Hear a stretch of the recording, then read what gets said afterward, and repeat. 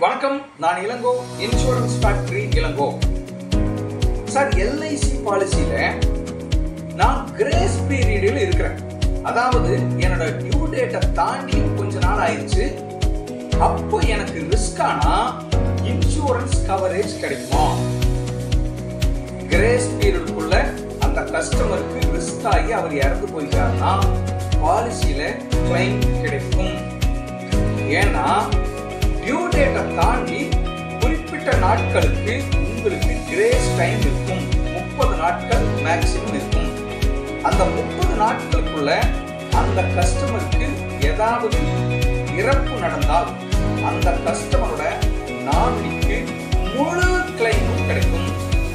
31 நாட்கள் தாண்டி இருந்ததுன்னா உங்களுக்கு அந்த நாமினிக்கு இறப்பு உரிமங்கள் கிடைப்பதில் சிக்கல் ஏற்படும்.